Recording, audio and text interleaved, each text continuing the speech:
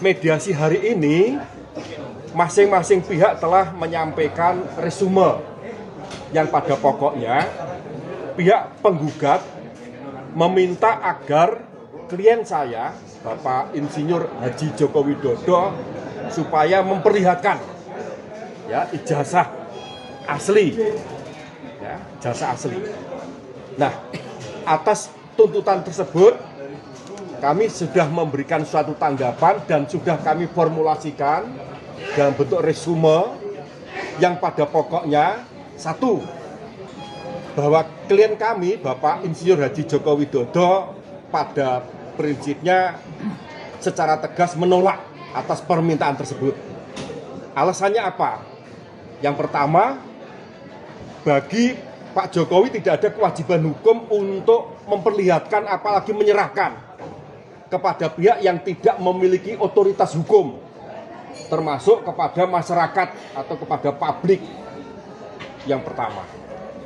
Kemudian yang kedua, terkait keberadaan ijazah Pak Jokowi asli atau tidak, sebetulnya sudah terkonfirmasi adanya pernyataan sebagaimana yang disampaikan oleh Rektor UGM maupun Wakil Rektor di bidang akademik, yang pada intinya bahwa benar Pak Jokowi sebagai alumnus Fakultas Kehutanan Universitas Gadjah Mada tahun 1985 dan didukung adanya bukti akademik yang lengkap dan akurat.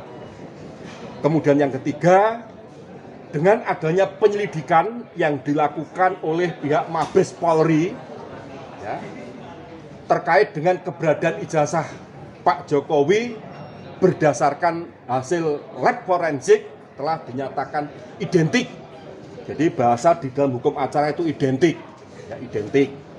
Bahkan sampai saat ini terkait dengan adanya kasus ijazah tersebut telah ditingkatkan pada tahap penyidikan dengan terlapor 12 orang yang selama ini diberitakan, bahkan di dalam resume yang diuraikan oleh penggugat dicantumkan pula secara jelas, yakni Bapak Roy Suryo dan kawan-kawan. Kemudian alasan berikutnya bahwa Pak Jokowi ini bukan sebagai penyelenggara negara, bukan sebagai pejabat publik. Nah, oleh karena tidak ada bukan sebagai pejabat publik, akan tapi ditarik sebagai pihak di dalam gugatan CLS, ya, CLS, maka Pak Jokowi sangat-sangat keberatan untuk memenuhi tuntutan tersebut dan tidak akan hadir dalam proses mediasi baik secara luring maupun secara daring sebagaimana yang telah kami sampaikan kepada mediator. Namun oleh pihak mediator secara formalitas tetap meminta agar mediasi bisa dilakukan sekali lagi ya, dengan harapan apabila pihak prinsipal keberatan untuk hadir secara langsung supaya bisa melalui daring atau telekonferensi. Namun untuk menghindari jangan sampai terjadi kekecewaan pada hari Selasa yang akan datang, kami sudah menyatakan sikap bahwa klien kami Bapak Insinyur Haji Joko Widodo tidak akan pernah hadir dalam proses mediasi perkara ini dengan alasan secara tegas bahwa penggugat bukan sebagai pihak yang punya otoritas hukum untuk melihat atau memerintahkan kepada Pak Jokowi supaya memperlihatkan ijazah aslinya.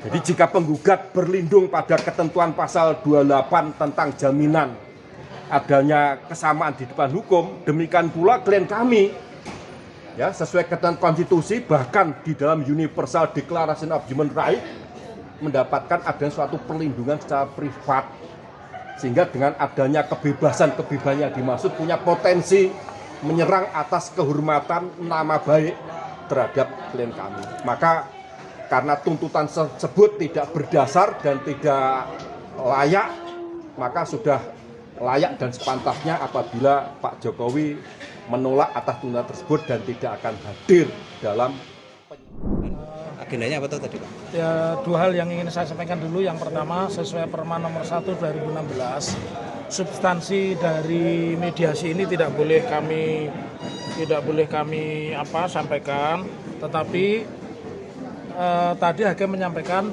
dan sesuai yang kita pedomi bersama bahwa Perma nomor 1 2016 itu sifatnya mandatori, wajib. Artinya wajib itu harus dilalui dan harus menghadirkan prinsipal. Yang pertama itu diatur di mana? Di pasal 6 ayat 1 bahwa prinsipal atau tergugat atau penggugat langsung harus hadir, dan kami menghormati persidangan.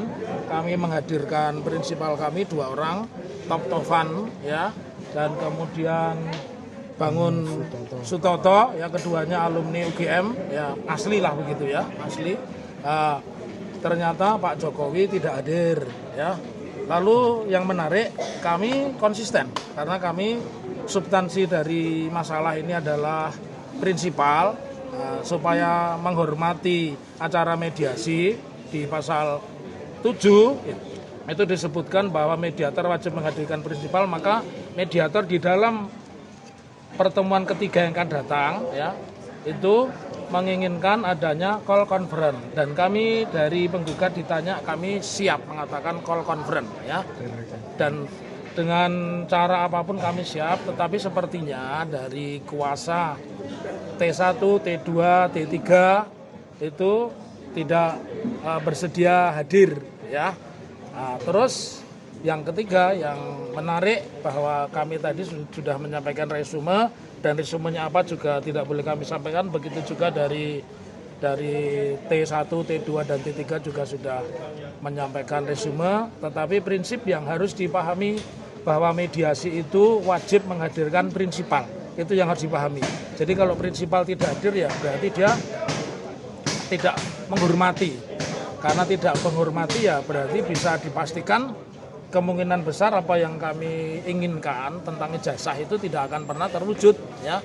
Dan sesuai dengan pernyataan awal ketika kami memasuki ruang pengadilan tadi, kami mengatakan kemungkinan besar deadlock. Ternyata persis. Jadi kalau kita sudah punya pengalaman panjang mengikuti persidangan, tentu kita tahu arah sebuah persidangan ini apakah ongoing proses atau deadlock, dan sepertinya minggu ketiga besok deadlock. Silakan, mungkin ada pertanyaan.